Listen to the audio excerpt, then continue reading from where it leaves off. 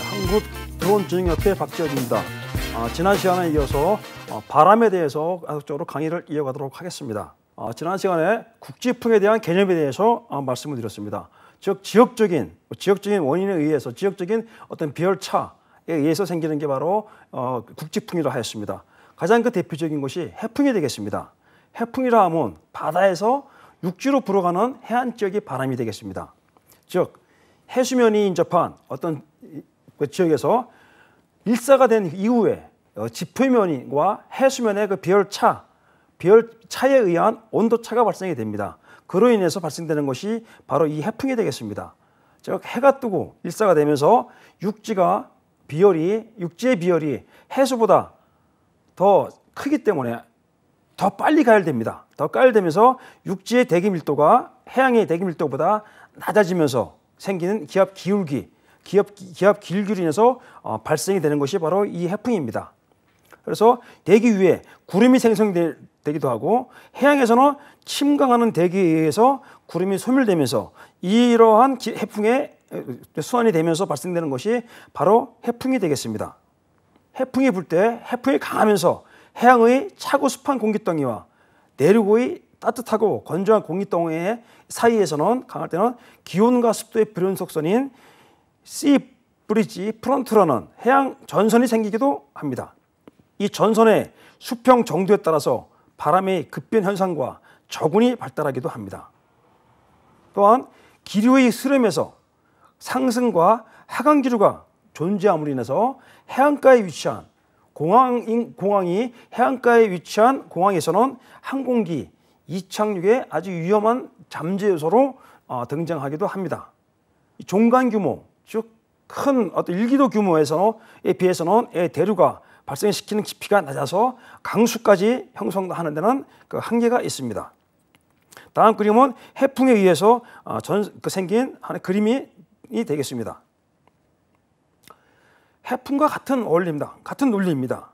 즉 연안 효과, 연안에 생긴 모양, 어떤 연안에 생긴 모양에 의해서 반도가 있는 지역이 있고 이렇게 만으로 형성이 된 지역이 있습니다.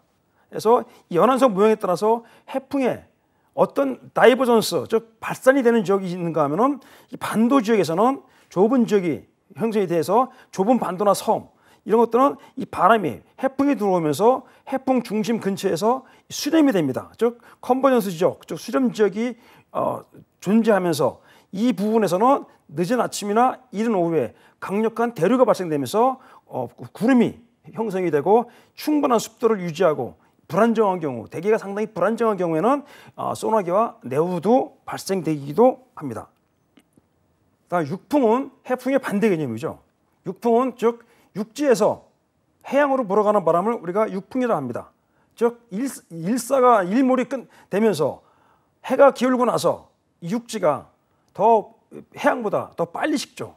그래서 따라서 이 기온차가 생기면서 육지에서 바다로 바람이 불어가기 시작합니다. 일반적으로는 해가 일몰이 되면서 야간부터 이른 아침까지 발생이 되고요. 그리고 일몰 후에 온난한 일몰 후에는 결국은 차가운 육지 고압부에서 온난한 해양의 저압부로 바람이 불어나가고 약한 수준의 하지만 이 해풍보다는 바람이 강하지는 않습니다. 즉 약한 수준의 바람으로 공기는 해양 위로 상승하고 육지로 깔아놨습니다. 이런 형태의 순환이 바로 육풍의 기본적인 순환이라 하겠습니다. 거대한 호수가 위치한 지역, 이도 마찬가지로 해풍과 육풍과 같은 원리가 되겠습니다. 주로 오후에 발생하는 국지풍으로 해풍과 유사합니다. 바로 대표적인 곳이 바로 미국 오데오, 우리나라로 치면은 충주호나 소양호 정도에서 이런 바람이 약하게 발생되기도 합니다. 주로 미국 오데오에서 주로 봄과 여름에 기온차가 클 때 많이 발생이 됩니다. 그리고 호수풍 순환에서 나타나는 상승운동 지점에서 이 내우가 상승운동 지점인 이 호수풍에 바람이 불어가는 그래서 이 내우가 가능성이 상존합니다. 그리고 이 강도는 호수의 깊이가 깊을수록 강하다. 얕은 호수에서는 잘 관측되지 않습니다. 이 이유는 호수가 깊을수록 물의 기온 변화가 더 약하기 때문입니다. 그렇기 때문에 이 깊이가 깊을수록 그 차이가 더 커지면서 호수풍이 더 강해진다는 얘기입니다. 다음 곡풍입니다. 즉 곡풍이라 하면 낮 동안에 골짜기, 즉 산 아래에서 산 정상으로 불어가는 바람을 우리가 곡풍이라 합니다. 일사가 됩니다. 해가 떠서 일사가 되면서 산 경사면이 먼저 온도가 올라갑니다. 올라가면서 이 주변 공기가 골짜기 공기보다 따뜻해지면서 상승기류가 생깁니다. 그러면 이 상승기류가 생긴 지역을 공기가 메꾸기 위해서 이 골짜기로부터 바람이 불어 올라갑니다. 즉 산의 경사면과 골짜기 사이에 기압기울기가 생기면서, 즉 기압 경도력이 발생이 됩니다. 그러면서 계속해서 이 산 정상으로 골짜기에서 산 정상 방향을 향해서 올라가는 바람을 우리가 곡풍이라고 합니다. 다음 산풍, 곡풍과 반대 방향이죠. 즉 일몰이 되고 나서 산 능선하고 산 골짜기가 있는데 골짜기가 갇혀 있는 곳이기 때문에 온도가 더 늦게 식죠. 즉 이 바람은 결국 산 골짜기에서 볼 수 있는 야간의 내리바람입니다. 일몰 후 산의 경사면이 계곡보다 더 빠르게 능학됩니다. 그러면서 주변 공기가, 즉 계곡 주변에 있는 공기보다 밀도가 높아집니다. 그러면서 기압 기울기가 발생이 되는 거죠. 그러면서 이 계곡 쪽으로 이제 산 능선에서 일몰 후에는 산 능선에서 계곡 방향으로 바람이 불어가는 것이 바로 산풍이 되겠습니다. 즉 산 능선과 널따란 평야가 있을 때, 낮 시간 동안에 발생하는 바람으로 발생 원리는 곡풍과 유사합니다. 그래서 경사면의 공기가 평원 위의 공기보다 빠르게, 즉 이 경사면이 이 천정각이 태양으로부터의 천정각이 높으면서 더 빨리 가열이 되죠. 빨리 가열되면서 이 경사면과 이 평원 사이에 기압 기울기가 발생되면서 산의 경사면으로, 이 평원에서 경사면으로 바람이 불어가는 것을 우리가 산들바람이라고 합니다. 그러면서 이 바람이 강할 때는 구름과 강수가 이쪽 산 능선에 발생될 수가 있기도 합니다. 영어로는 윈드 시어, 즉 윈드 바람, 시어는 베다, 자르다 라는 의미입니다. 바람을 자른다, 바람을 벤다 라는 의미가 있는데 이 두 용어가 합쳐지면서 그 바람과 바람 사이에 어떤 기상현상이 있다는 것을 이제 알게 되면서 합성화됩니다. 그래서 윈드시어라는 용어는 항공기상에서 주로 많이 쓰는 용어가 되겠습니다. 즉 수평 또는 수직으로 풍속과 풍향이 급격하게 바뀌는 현상, 바뀜에 따라서 어떤 그 사이에서 발생하는 하나의 기상현상을 의미하는 것이 바로 항공기상에서의 윈드시어입니다. 그렇기 때문에 윈드시어가 있는 지역을 만약에 항공기가 통과한다, 그러면 심한 난류에 휘말리거나 조종에 큰 어려움이 겪을 수가 있는 겁니다. 이 윈드시어가 발생되는 지역은 상층에서는 제트기류 주변입니다. 아마 여러분들이 항공기를 타고 비행기를 타고 여행을 할 때 가끔 아나운서먼트로 항공기가 잠시 후 난기류에 휘말려서 흔들릴 수 있습니다 라는 아나운서먼트를 들을 때가 있습니다. 바로 항공기가 그 상층에서 발생된 윈드시어가 있는 지역을 통과할 때 그 조종사분들이 그런 아나운서먼트를 하시는 겁니다. 수평 윈드시어가 있고 수직 윈드시어가 있습니다. 수평 윈드시어는 동일한 고도에서의 풍향과 풍속이 변할 때 발생되는 것이 바로 수평 윈드시어고, 수직 윈드시어는 고도에 따라서 풍속이 변하거나 풍향이 변하거나 할 때 그거를 우리가 수직 윈드시어라고 합니다. 위에 그림은 그렇습니다. 위에 그림은 상층 300피트 지점에서 30나트의 바람이 불고 있습니다. 그리고 지상에서는 약 2나트의 바람이 불고 있습니다. 이럴 때 이렇게 약 한 300피트 정도 사이에서 약 한 28나트 정도의 풍속의 차이가 있을 때는 고도에 따른 풍속 변화에 따라서 수직 윈드시어가 발생이 됩니다. 또한 이 아래 그림에서는 동일한 고도 상에서 항공기가 활주로로 접근합니다. 접근할 때 맞바람 30나트의 맞바람이 불고 있습니다. 하지만 이 바람의 중심부를 통과하고 나서 활주로에 진입했을 때는 맞바람이 아닌 뒷바람을 받을 수가 있습니다. 이럴 때마다 마찬가지로 이 중간에서의 수평 윈드셔가 발생이 될 수가 있습니다. 모든 항공기는 그렇습니다. 모든 항공기는 이착륙 시에 좀 더 많은 양력, 그다음에 항력도 마찬가지죠. 맞바람을 바꿔서 즉 정풍 방향으로 이륙을 하고 정풍 방향으로 착륙을 합니다. 정풍을 받고 착륙을 합니다. 자, 수직 윈드셔, 자 300피트 이내 낮은 고도에서 바람 차이가 약 30노트 차이가 난다 하면 항공기가 들어오면 착륙을 합니다. 그럼 맞바람이 300피트에서 30노트의 맞바람이 불던 곳이 항공기가 들어올 때 접지 않은 순간에 맞바람이 급격히 감소가 되면서 수직 윈드셔, 즉 아래쪽으로 작용되는 수직 윈드셔가 발생이 됩니다. 그러면서 항공기는 아래쪽에 내려왔을 때는 정상적인 예상 비행 경로보다 활주로에 못 미쳐서 항공기가 착륙을 할 수 있는 상황이 바로 이런 상황이 되겠습니다. 다음 수평 윈드셔입니다. 항공기 착륙을 합니다. 착륙 시대에는 분명히 맞바람이 약 30노트의 맞바람이 불고 있습니다. 타고 내려도 항공기가 활주로 입구에 도달을 합니다. 그러면서 이 30노트 정풍으로 불어오던 바람이 갑자기 바람 풍향이 바뀌면서 배풍이 되는 것입니다.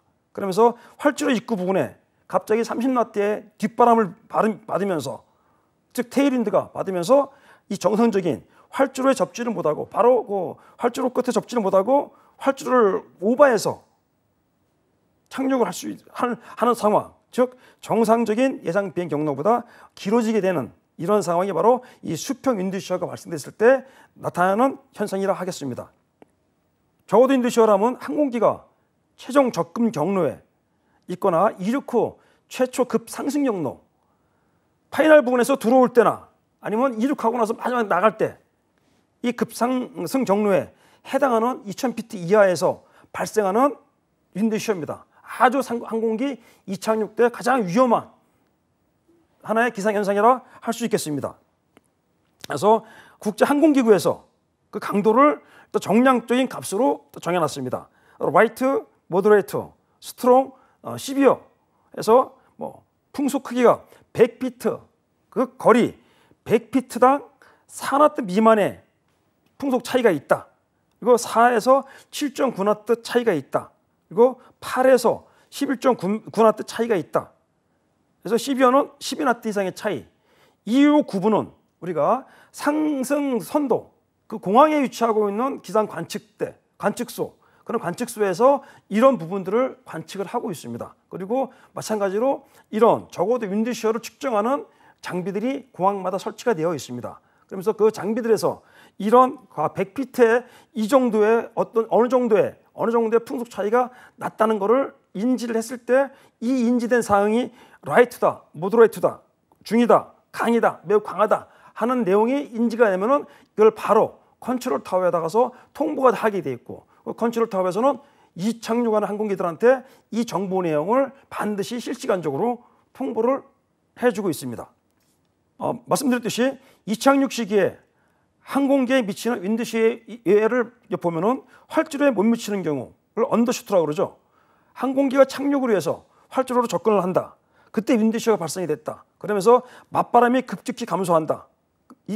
하게 되면은 양력이 감소하게 되겠죠. 그러면서 활주로에 못 미치는 경우가 발생되는 것을 우리가 언더슈트라고 하고요. 그 다음에 반대의 경우, 이 위에 있는 현상과 반대의 경우에는 양력이 급격히 증가하죠. 그러면서 항공기 기수가 번쩍 들릴 수가 있습니다. 들리면서 착륙하는 접지 지점을 지나서 그 앞으로 더 지나가서 오버슈트라는 현상이 발생되기도 합니다.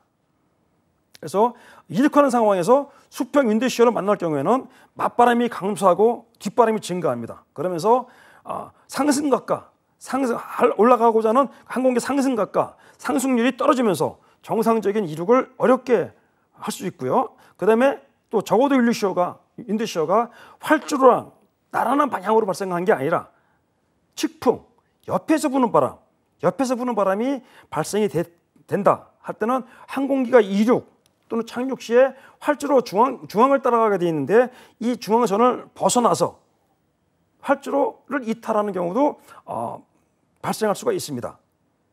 강한, 즉 소나기 구름, 우리가 네오구름, 정난운이라는 구름, 이 구름에서는 반드시 윈드시어가 존재합니다. 즉 이 네우라는 또 이 주변에서 발생하는 돌풍, 이런 구름에서는 강한 하강기류와 아까 말했던 마이크로버스트 현상이 발생할 수가 있는 것입니다. 윈드시어가 발생되는 그 기상현상을 살펴보도록 하겠습니다. 일단 전선입니다. 전선은 그렇죠. 성질이 전혀 다른 두 기단입니다. 공기덩어리. 두 개의 성질이 다른 공기덩어리가 만납니다. 만나면서 그 사이에서 온도, 기압, 바람의 불연속이 발생이 되는 그 면, 그 선, 그 영역을 바로 우리가 전선이라고 합니다. 그래서 전선이 있는 지역의 지상에서는 어떤 저기압성 순환, 즉 반시계 방향으로 불어들어가는 바람을 우리가 저기압성 순환이라고 합니다. 그 저기압성 순환에 의해서 수평 윈드시어가 발생이 됩니다.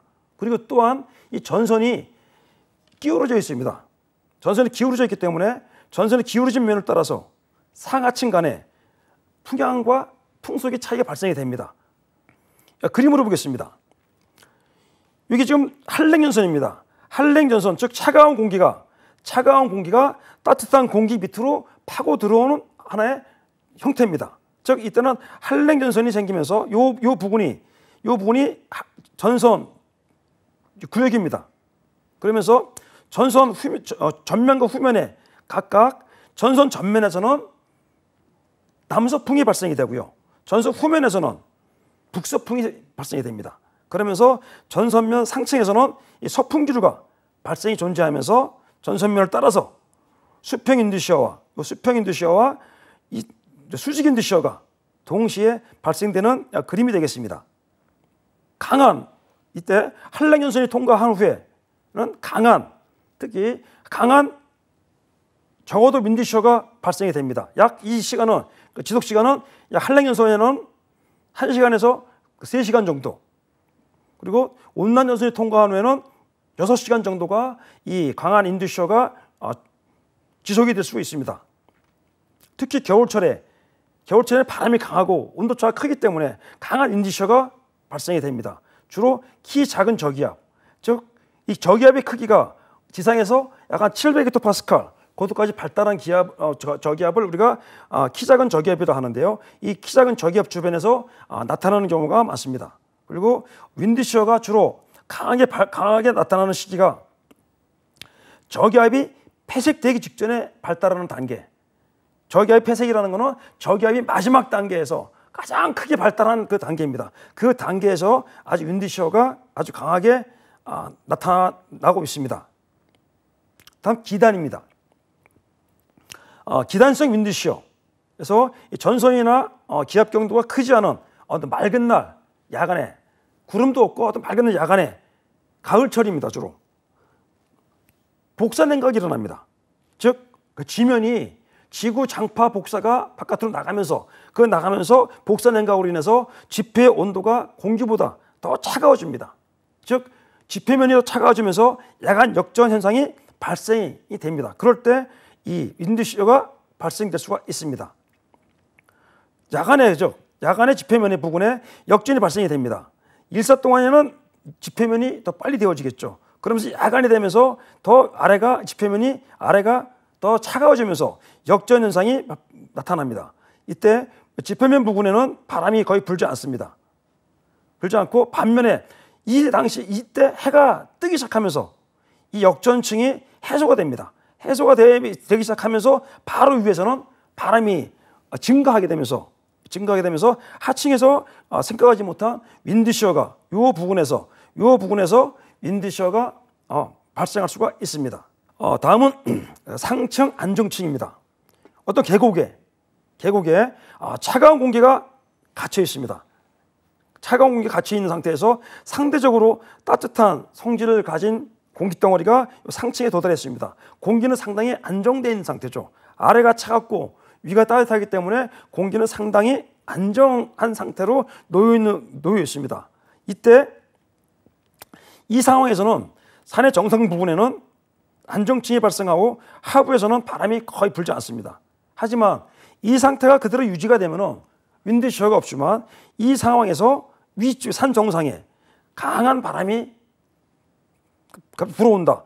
이 안정층 위를 강한 바람이 지나가게 되면은 이 공기가 아래 위로 섞이면서 강한 수직 윈드셔가 나타나기도 합니다. 아까 제가 말씀드렸죠. 항공기가 비행을 하다가서 공중 대양상을 비행하다가서 조종사분들이 기장들이 아나운서먼트를 합니다. 잠시 후 항공기가 난류에 휘말릴 수가 있습니다. 승객 여러분들은 안전벨트를 매주십시오 하는 멘트가 있습니다. 그게 바로 이 항공기가 이 제트기류에 의한 난류를 만날 때입니다.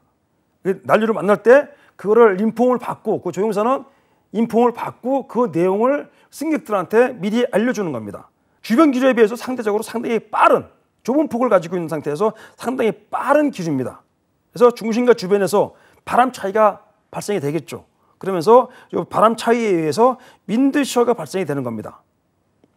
그래서 요 일기도상에서 보면은 이 빨간 색깔로 표시된 요 선이 제트 기류의 코어입니다. 보통 제트 기류는 우리가 50나트 상층에 50나트 이상의 바람이 불 때 우리가 그 바람을 제트 기류로 합니다. 이 제트 기류의 풍속은 강할 때는 약 200나트까지도 200나트의 바람이 불기도 합니다. 특히 이 제트 기류의 주변에서는 맑은 날 고고도에서 보이지 않는 클리어 에어 터뷸런스라는 캣, 즉 청천 난류가 발생되기도 합니다. 자, 지금까지 한 것 중에서 일단 간단하게 핵심 정리를 좀 해보겠습니다. 전선과 저기압이 있고요. 저기압이 어떤 수직 윈드셔가 발생되는 기단에서의 윈드셔가 발생되는 부분, 상층 안정층에서 어떤 조건에서 발생되는가, 그리고 제트 기류에서는 어떤 현상이 발생되는가에 대해서 간단하게 정리를 해보았습니다.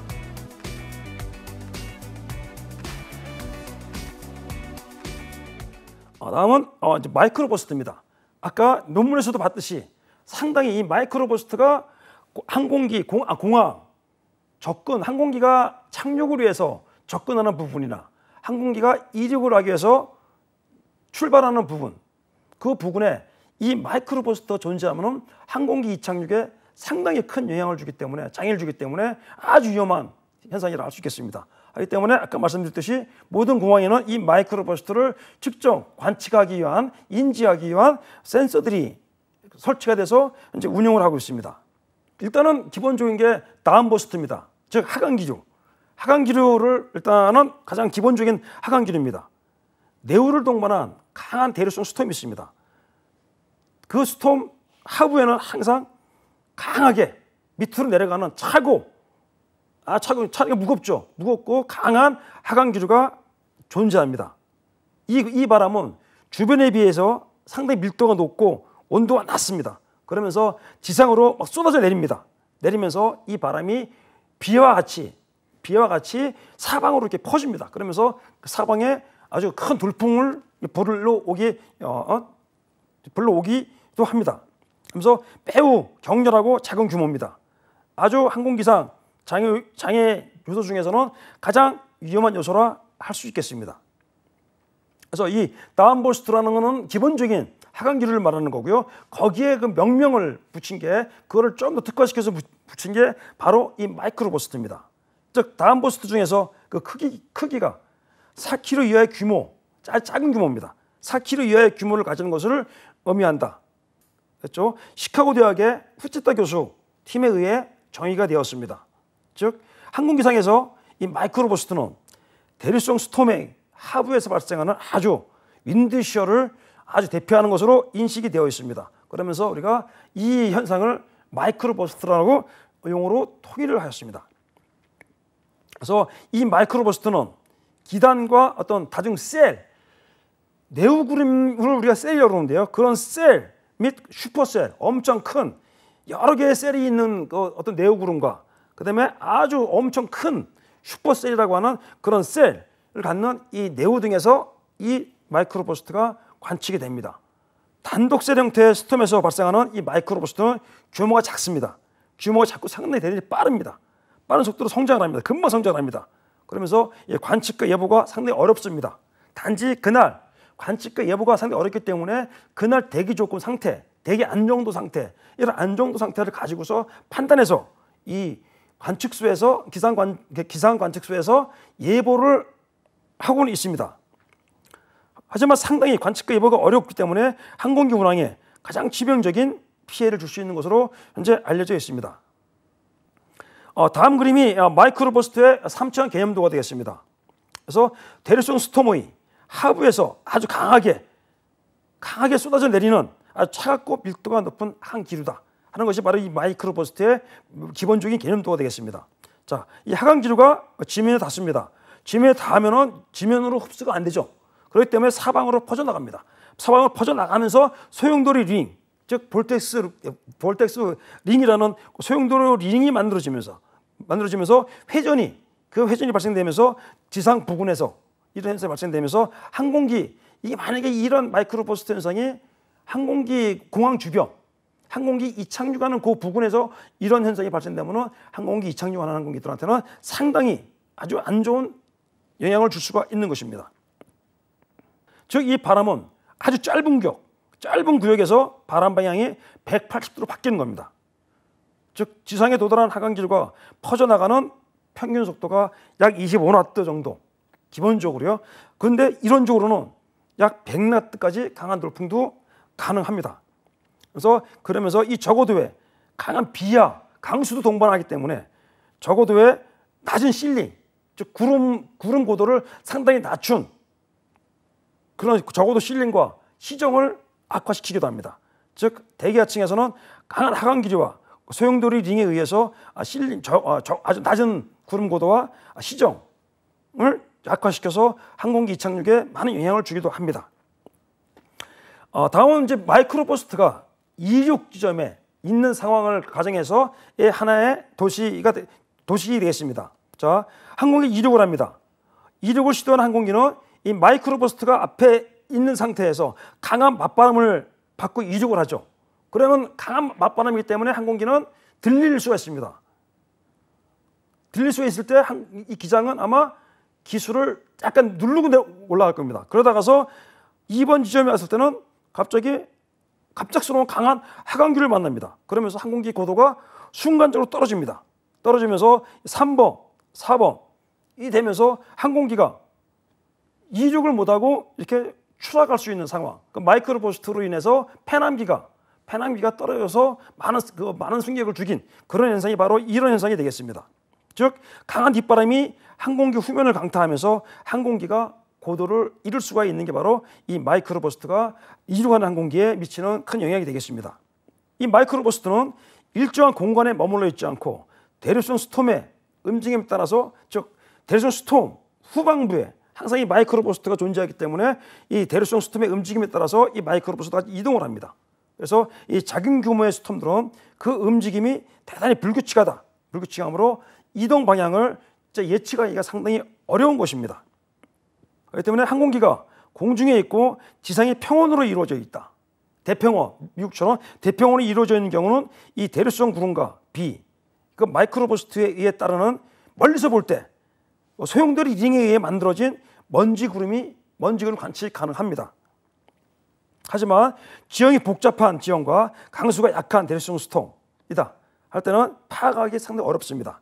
어렵고 이 대류성 스톰이 발달하고 있는 항공기가 어떤 항공기든 간에 운영을 할 때는 이 대류성 스톰이 오늘 스톰 예보가 나왔다, 스톰이 발달하고 있는 지역이다 할 때는 무조건 그 지역은 회피하는 것이 항공기 운영하는 데 있어서 가장 좋은 방법이 되겠습니다. 항공 운항의 안전을 위해서는 대류성 스톰의 하강기류에 의한 적어도 윈드시어를 측정하기 위한 장비가 바로 LLWAS라고, 그래서 로우 레벨 윈드시어 어러트 시스템이라고 해서 이 저층 윈드시어 경고 장비를 현재 운영하고 있고요. 또한 도플러 기능을 보유한 장비인 공항 레이더 TDWI라는 이런 공항 레이더, 즉 이중 편파 기능을 보유한 이 레이더를 이용해서 현재 이 난기류 탐지 능력이 상당히 현재는 향상이 되어 있습니다. 그래서 이런 장비들을 이용해서 현재 이 마이크로버스트에 대한 관측과 경보가 이루어지고 있습니다. 그래서 이번 시간에는 윈드시어와 마이크로버스트에 대해서 알아봤습니다. 이 윈드시어는 말씀대로 수평과 수직으로 수평양과 풍속이 급변할 때 발생하는 현상이라고 말씀드렸죠. 그래서 이 윈드시어는 이착륙 중인 항공기에 아주 치명적인 영향을 미칠 수 있는 장애 요소다. 그래서 윈드시어를 일으키는 원인 중에서 가장 대표적인 것이 바로 이 마이크로버스트다. 그래서 이 그리고 이 외에는 이제 뭐 전선과 저기압, 기단 내부의 야간 냉각에 의한 역전 시험, 그다음에 이 상층 안정층에 의한 산악 지역에서의 윈드시어 또는 제트기류 등에 의해서 이 윈드시어가 발생된다고 말씀드렸고요. 다음 마이크로버스트, 조금 전에 했지만 이 마이크로버스트는 상당히 작은 규모의 아주 대륙성 스톰에서 강수에 동반된 차갑고 밀도가 높은 하강 길이와 소용돌이 링에 의해서 발생되는 아주 강한 윈드시어입니다. 항공기 운항에 상당히 큰 영향을 주는 하나의 현상이라 할 수 있겠습니다. 이어서 같은 바람입니다. 바람이면서 난류, 이제 윈드시어가 있습니다. 윈드시어가 발생되는데 그 사이에 거기서 나타나는 현상이 결국은 하나의 터뷸런스, 난류 형태로 나타나는 것에 대해서 한번 살펴보도록 하겠습니다. 자, 강에 배가 떠 있습니다. 아주 유유히 강물 위에 배가 지금 고르게 흘러갑니다. 하지만 이 강물 속 흐름과 그리고 겉의 흐름이 다르고 물결이 생기죠. 물결을 만들면서 흘러가는 거죠. 그 물결이 난류입니다. 바다도 그 아래 그림에서는 바다도 가만히 있는 듯 보이지만 해류에 의한 큰 흐름과 또 바람이 불면서 파도를 만들면서 바람 영향에 의해서 이 바다가 출렁거리죠. 출렁거리면서 이 바다 위에 떠 있는 배는 움직이게 되죠. 이런 현상, 이런 움직임을 만들어내는 이 현상을 우리가 난류라고 합니다. 유체 내에서 발생되는 그 난류라고 합니다. 대기도 물과 같은 유체죠. 유체이기 때문에 흐름이 있습니다. 흐름이 있는데 이 일정한 흐름이 아니죠. 항상. 그래서 항공기는 그 유체인 대기 중을 어떤 비행을 하죠. 그 대기 중을 비행할 때 그 대기 중에서 난류를 일으킵니다. 난류를 일으키면서 그 대기 중의 흐름을 따라서 비행을 합니다. 하지만 이 대기의 밀도는 이 공기의 밀도, 즉 대기의 밀도는 물에 비해서 낮고 또 기체로 이루어져 있습니다. 그리고 눈에 보이지도 않고 또 잘 느껴지지가 않죠. 하지만 강한 바람, 태풍과 같은 강한 바람 등에 의한 어떤 외부 여건, 그다음에 아까 말씀드렸지만 제트기류와 같은 그런 강한 바람, 이런 여건, 그리고 어떤 밀도 변화, 차가운 공기에 의한 밀도 변화, 이런 것들이 발생이 될 때 기류 변화가 발생이 됩니다. 그러면서 이에 따라서 이 기류의 변화가 발생이 되면서 밀도 변화가 일어나면서 난류를 초래하기도 합니다. 그래서 기류가 변합니다. 변화에 의한 난류가 되면서 이 난류는 항공기 운항 고도에 상관없이 어디서든지 이 난류는 발생할 가능성이 있는 겁니다. 그리고 이 눈에 보이지 캣처럼 청천 난류처럼 눈에 보이지 않기 때문에 이런 난류에 의해서 가끔씩 심각한 피해를 주기도 합니다.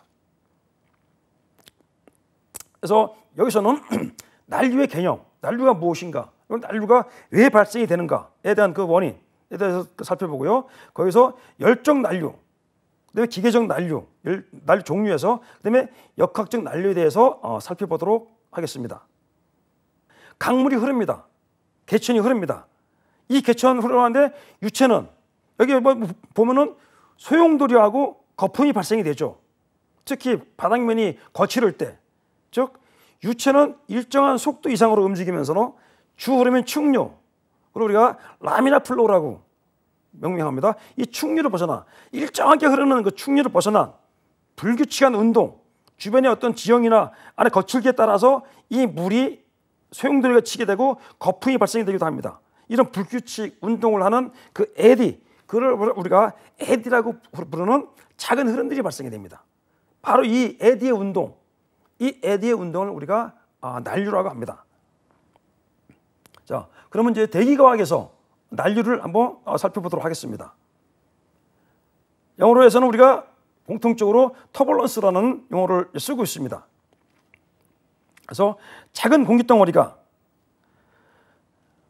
방향과 속도가 변하면서 불규칙적으로 운동하는 에디들에 의한 에너지에 그 에디가 움직입니다. 불규칙적으로 막 움직여요. 왔다 갔다 움직이면서 움직이면서 거기서 이 에너지를 수평 또는 수직으로 전파를 합니다. 전파하는 바로 그 운동, 그게 바로 그 난류입니다. 그로 인해서 생기는 현상이 바로 그 난류입니다. 대기의 대규모 어떤 흐름, 우리가 일기예보를 하고 우리가 아침마다 듣는 그 기상캐스터들이 하는 예보, 그런 예보 흐름에서는 무시가 됩니다. 이 난류는 아주 작아서 무시할 만한 수준입니다. 하지만 항공기상에서는 비행 역학적인 측면에서 보면은 이 난류가 항공기 운항에 상당히 큰 영향을 주기 때문에 상당히 매우 중요한 의미를 가집니다. 그렇기 때문에 항공기상에서는 기상 브리핑을 할 때, 조종사들한테 브리핑을 할 때 반드시 고도별로 풍향 풍속을 측정을 해서 오늘 어느 정도의 난류가 있다. 대기의 그걸 우리가 안정도라고 그러는데요. 대기 안정도 지수로 우리가 관측을 해서 값을 구해서 오늘 어느 정도의 난류가 있다라는 것을 반드시 브리핑, 그 정보를 제공해 주게 되어 있습니다. 하지만 우리 대기과학에서는 이 수체부 모델이라는 게 있죠. 우리가 지금 그 예보하는 거, 거기서는 이 난류, 이 조그만 규모의 거는 아직까지 반영이 안 되고 있습니다. 무시하고 주 흐름만 계산해서 현재 실질적으로는 미래의 대기 상태를 지금 이제 예측하는 그 상황입니다.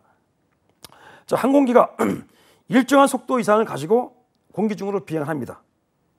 그때 날개 주변에서는 우리가 어렸을 때 배웠듯이 베르누이 정리라는 게 있죠. 그러면서 공기가 항공기 주변을 흘러가면서 그 항공기 주변에서 난류가 형성이 됩니다.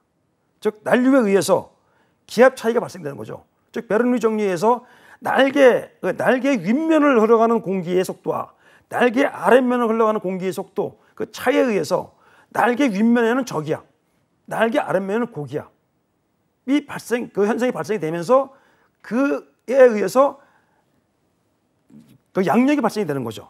우리가 야구에서도 마찬가지입니다. 야구에서도 투수들이 공을 던질 때 커브볼 던지는 기본적인 원리가 공을 회전시킴으로 인해서 공 상부에 바람의 속도와 공 하부의 바람의 속도가 달라지게 함으로 인해서 그 볼이 휘는 겁니다. 바로 그 현상이 이 난류입니다. 그래서 결국은 난류에 의해서 기압 차이가 발생이 됩니다. 그러면서 중력을 이기게 되고 그 중력을 이기면서 항공기가 하늘로 비행할 수가 있게 되는 겁니다. 대기의 어떤 이런 난류 현상이 존재하지 않는다. 암만 어떤 현상을 줘도 이런 저기압 고기압이 안 생긴다, 이런 난류가 안 생긴다 하면은 비행을 할 수가 없는 거죠. 그 때문에 이 난류가 존재하지 않는다면은 결국은 비행 자체가 불가능한 겁니다. 그렇기 때문에 우주에서는, 공기가 없는 우주에서는 일반적인 비행기들은 비행을 할 수가 없는 겁니다. 양력을 얻을 수 있는 난류가 없기 때문에 비행을 할 수가 없는 겁니다. 그래서 제가 첫 시간에 말씀드렸듯이 로켓은 양력에 의해서 비행하는 게 아니라 그 로켓 자체의 추진력에 의해서 비행한다고 제가 말씀드렸습니다. 항공 난류입니다. 에비에이션 터뷸런스라고 합니다. 그래서 이 공기 흐름에 의해서 조종사, 승무원 혹은 승객들이 느끼는 그 비행 중의 요동 혹은 덜컹거림의 정도로 이렇게 표현을 합니다. 그래서 이거는 대기의 상태가 아니라 기류에 의한 항공기의 반응의 의미를 말하는 겁니다. 즉 대기의 대규모 난류성 운동뿐만 아니라 아주 작은 순환, 지금의 큰 비행기 있죠, A380이라는 그 비행기가 느끼는 난류하고 경비행기들 있죠, 조금은 세스나 같은 비행기, 그 비행기에 느끼는 난류, 똑같은 현재 난류를 하더라도 그 큰 비행기에서 느끼는 난류의 크기, 난류의 정도와 작은 비행기에서 느끼는 난류의 정도는 엄격히 차이가 있겠죠. 하지만 이 난류의 정의는 그 항공기가 느끼는 비행 중의 요동 혹은 덜컹거림 정도입니다. 정도를 가지고서 정의를 하고 있습니다. 즉 같은 크기의 난류라도 항공기의 모양, 그렇죠? 크기, 그다음에 조종사의 반응에 따라서 요동의 정도가 크게 차이가 난다는 것을 말씀드리는 겁니다. 그래서 이 일정 크기 이상의 그 난류는 조종사하고 승객들한테 불편을 초래하겠죠. 멀미도 일어날 수가 있겠고요. 그다음에 난류의 이 항공기가 이 난류 속을 얼만큼 어느 정도 얼마나 오랜 시간 동안 노출되느냐에 따라서 피로도가 증가합니다. 하기 때문에 항공기들은, 조종사들은 얼른 이 난류층을 만나게 되면은 관제소에다 가서 요청을 해서 그 해당 지역을 빨리 벗어나야 됩니다. 또한 이 난류는 항공기가 흔들리는 횟수가 증가하면은 조종사들이 계기를 그 앞에 있는 수십 개의 계기를 봐야 되는데 그 계기 판독에 장애를 일으킬 수가 있겠죠. 그리고 승객들이 마찬가지로 멀미를 일으킬 수가 있습니다. 그렇기 때문에 난류층을 비행할 때는 이 난류층을 빠른 시간 내에, 조속한 시간 내에 벗어날 수 있는 조치를 취해야 합니다. 그래서 항공기상의 난류는 비행 중 사람들이 느끼는 정도에 따라서 다음과 같이 분류를 하고 있습니다. 그래서 이런 난류를 만났다 하면 자신의 안전뿐만 아니라 다른 항공기들한테 앞에 선행하는 항공기에 있어요. 난류를 만났어. 그럼 반드시 그 뒤의 상황을 파일랩이라고 하는 그 조종사 보고 파일럿 리포트라는 파일랩이라는 그 방식을 통해서 인근 관제탑이나 기상관서로 통보를 해주게 됐습니다. 통보를 해서 어느 지점을 통과하고 있는데 거기 어느 정도의 내가 느끼는 어느 정도의 난류가 있다라는 것을 통보를 해주게 되었습니다. 그래서 이 난류 보고 기준을 한번 살펴보도록 하겠습니다.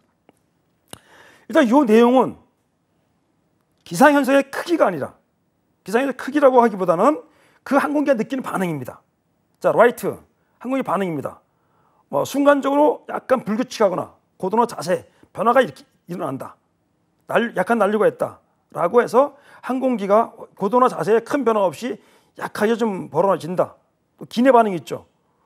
승무원이나 승객 어깨끈이 좀 모여 있는 안전벨트가 조금 조여진다. 그리고 약간 어렵다 하는 정도의 이게 물론 경비행기하고 A380 같은 큰 비행기하고 느끼는 차이 틀리겠죠. A380 같은 큰 비행기는 라이트로 느낄 수 있지만 조그만 세스나 같은 조그만 비행기들은 그게 아니라 CBO로 느낄 수 있다는 얘기입니다. 그렇기 때문에 이 라이트, 모더레이터, CBO의 구분은 항공기의 반응, 항공기가 어떻게 반응을 한다. 중간은 자세 변화가 없으나 항공기가 빠르게 요동한다. 덜컹 우리는 느낌이다. 일단은 중간 정도. 그리고 기내 반응도 마찬가지로 또 승무원과 승객의 벨트가 확실히 당겨진다 하는 걸 우리가 중간 정도. CBO는 그거보다 더 강하겠고요.